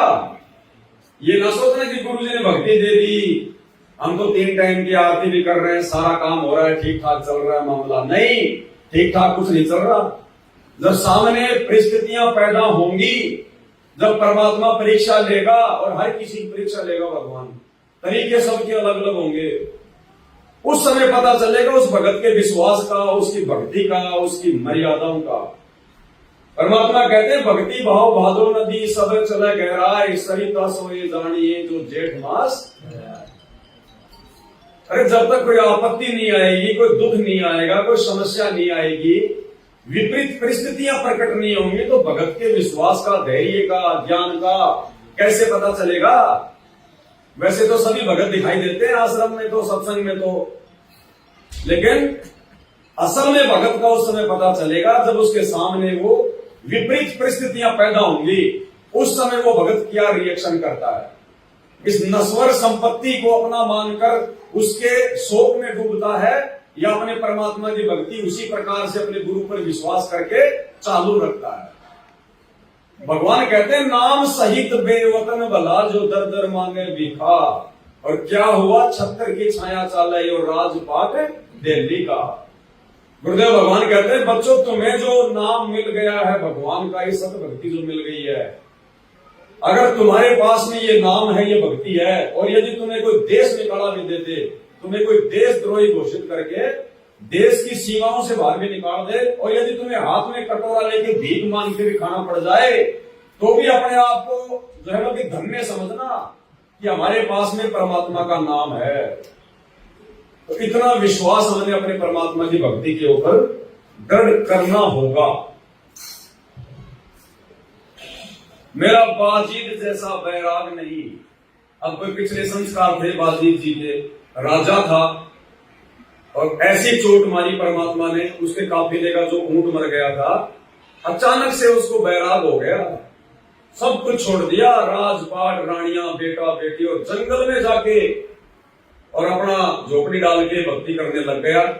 चाहता तो अपने राजपाट में भी भक्ति कर सकता था, एक कमरा अलग से ले लेता, राज अपने जो है कि बेटों को दे देता, रोटी पानी की समस्या तो नहीं होती। लेकिन वो पिछले संस्कारों ने अंगड़ाई ले ली, मालिक की आत्मा थी, कभी किसी जन्म में रह गई थी, बिछुड़ गई थी, झटका। अब ये होता चमत्कार इस प्रकार का उन्हीं आत्माओं के साथ में है जो इस कलयुग की पिछली पीढ़ी में फैल हो जाते हैं, क्योंकि भक्ति तो वर्तमान में बन रही है हमारी, और इसी भक्ति के प्रतिफल में फिर हमारे साथ आगे चल के चमत्कार होते हैं। भाई एक बात बताओ, आज लोग विष्णु की भक्ति कर रहे हैं, मंदिर में जा रहे हैं, और उनके घरों में तो सारे के सारे दुख हैं, परेशानियां, संकट हैं, और उसी विष्णु की भक्ति त्रेता में भगत किया करता था प्रहलाद, ना कभी वो मंदिर में गया, उसके साथ में क्यों भगवान ने चमत्कार कर दिया? तो ये सबके साथ नहीं होता, ये करोड़ों में कोई एक आध आत्मा बताई परमात्मा ने, उसके पिछले जन्मों की भक्ति से परमात्मा को ऐसे चमत्कार करने पड़ते हैं। मीराबाई के जहर को ही परमात्मा ने अमृत क्यों बनाया? लाखों लोग मर रहे एल्ड ड्रिंक खा खा के, कीटनाशक जहर पी जाते हैं, शराब पी जाते हैं, बॉडी रिएक्शन कर जाती है, इंजेक्शन रिएक्शन कर जाता है, वो भी तो भक्ति कर रहे होते हैं श्री कृष्ण की। तो मीरा पिछले जन्म जन्मांतरों की परमात्मा की भगत थी, और पिछली पीढ़ी में उसका पैर फिसल गया था, इसलिए फिर परमात्मा उन आत्माओं के साथ में रहते हैं। यानी हम भगवान को दुखी करते हैं, फिर इस मोक्ष के टाइम में पार ना होकर हम भगवान को फिर दुखी करते हैं, क्योंकि भगवान ने भक्ति के प्रतिफल में आना पड़ता है, ये उसका नियम है। जो जन मेरी शरण में पाता हूं मैं दास, और गैर गैर लाग्या फिरूं जब तक धरती। आज हमें परमात्मा ने जिस कदर ज्ञान के रंग में रंग दिया है भाई और बहनों, हमें ना तो अपने भगवान को वर्तमान में दुखी करना है, और ना इस भक्ति से पीछे हटके फिर आगे के युगों में भगवान को दुखी करना है, और फिर हम भी फिर वहां दुखी हो जाते हैं। विदुर विदुराणी जैसा सम्मान नहीं, मैं सम्मान जैसा यजमान नहीं, जैसा सम्मान नहीं, मैं सम्मान जैसा यजमान नहीं, और सेवों कुर्बान नहीं, जिसने शीस तुले भक्ति की भिक्षा दे दी जो उम्मीद कटोरा लाया है, सत कबीर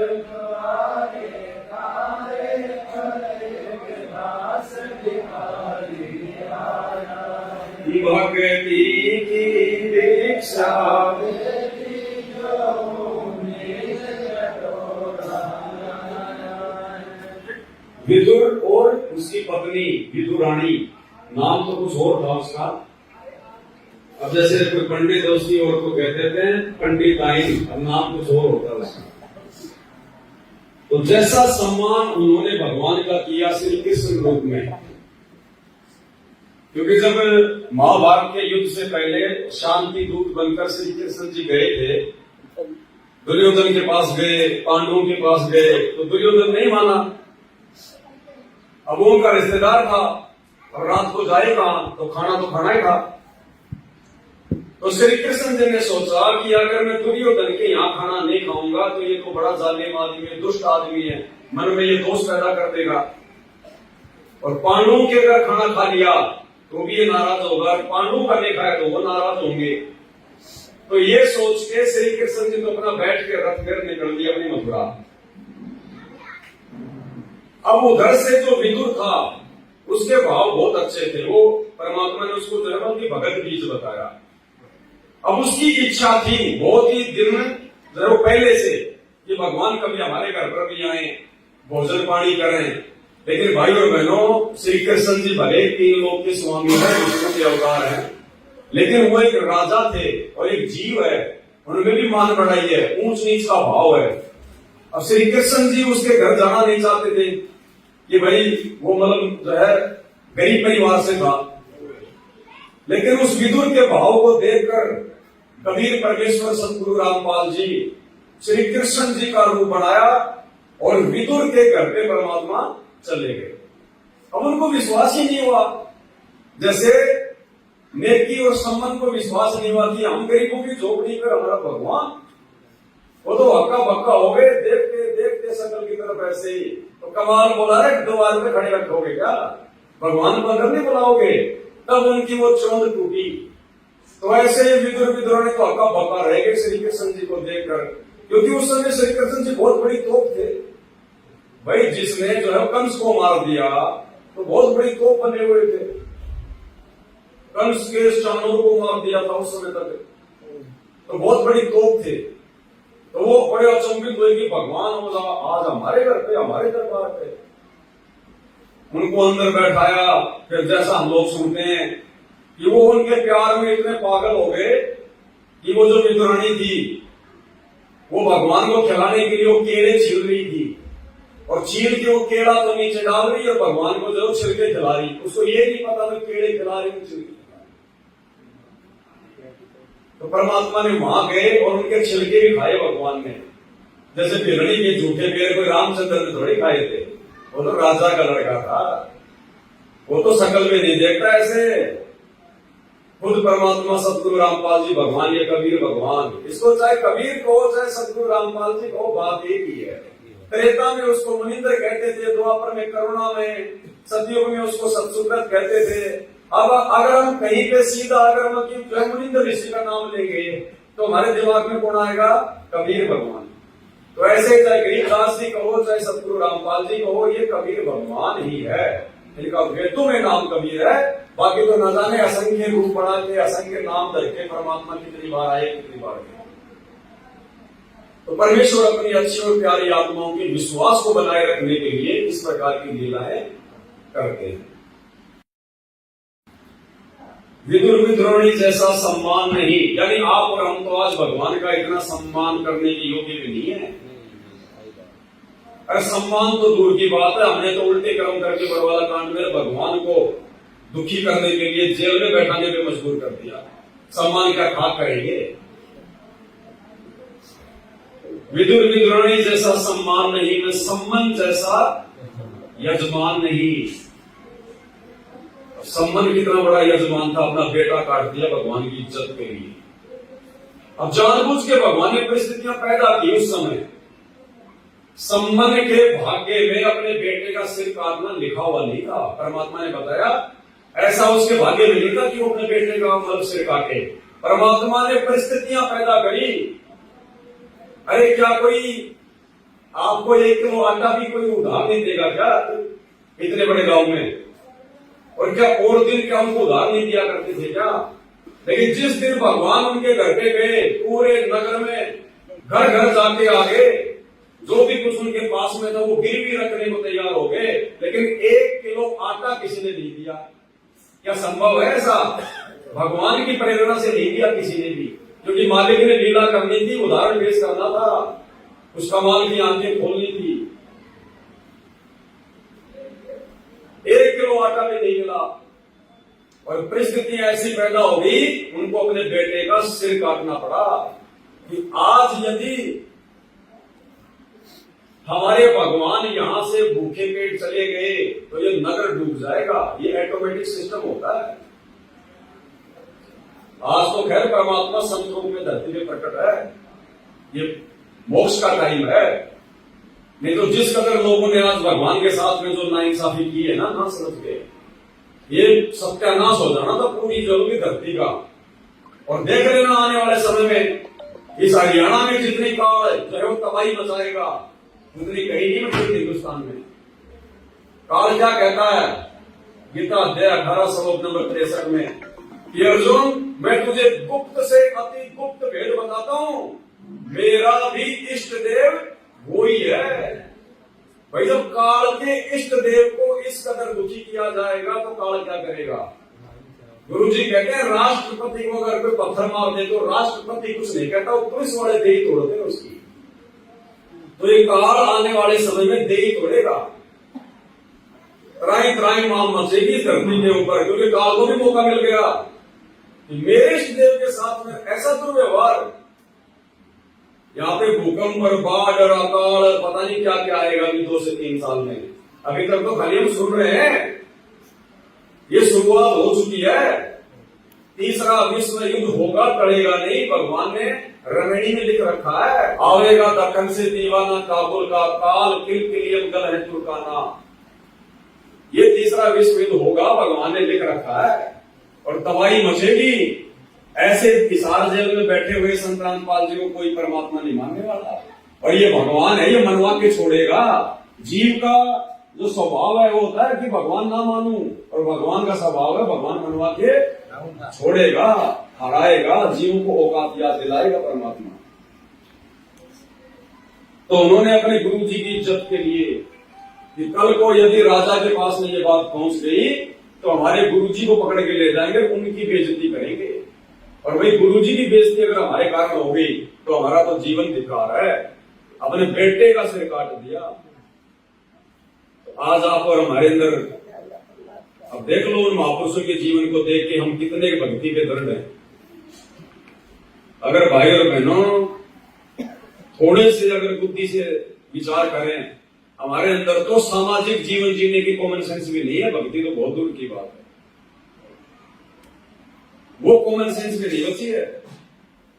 90% संगत का ये हाल है, बुरा हाल। जगत में और उनमें कोई अंतर नहीं है, सिवाय संत रामपाल जी के भगत होने के ठप्पे के। सिर्फ इतना है कि बाबा रामपाल जी का भगत है, बाकी जगत में और भगतों में कोई अंतर नहीं है। जगत वालों में भी सोच विचार है, कॉमन सेंस है, भगतों में नहीं है, लकीर के फकीर है। बंदी छोड़ सतगुरु रामपाल जी भगवान की जय हो। सतगुरु रामपाल जी भगवान की जय हो। बंदी छोड़ सतगुरु रामपाल जी भगवान की जय हो।